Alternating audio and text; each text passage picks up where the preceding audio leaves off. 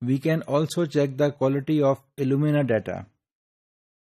And in this case, the same process will be applied, but in the normalization, we use the quantile normalization in case of Illumina.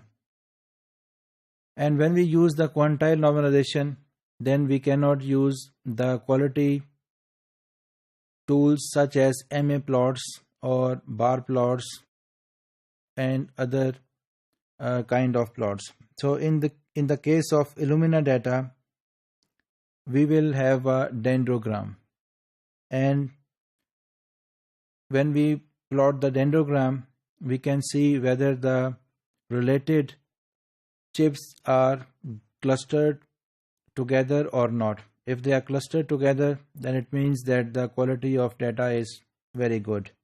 And we can also draw the ordinary plots in order to check the quality. So if we want to draw the dendrograms, then we have to do the hierarchical clustering.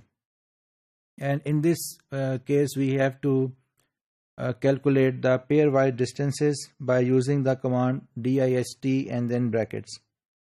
And but we have to make sure that the data that is obtained for the samples, they are always in the form of columns. Then if it is in the form of columns, then we have to transpose the data from columns into the rows. Because if we will not transpose the data into the rows, the quality check cannot be determined.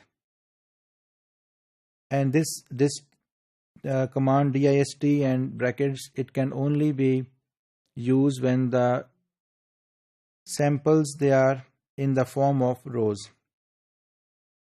And we can simply transform the columns data into the rows by using the command transposition. And for transposition, we use the command T, and then we, in the brackets, we provide the data.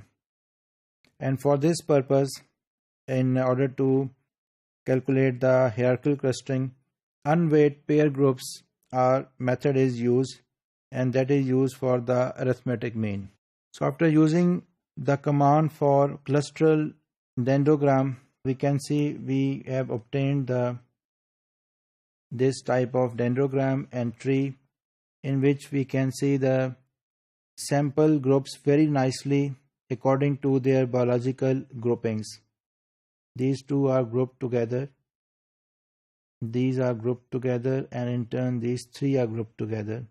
Similarly, there are very confined groupings within the samples, and this grouping indicates that the data is at least in that sense clean and ready for the further analysis. So if we do not get the very specified type of groupings, then we can say that there is something or some problem in the data after normalization.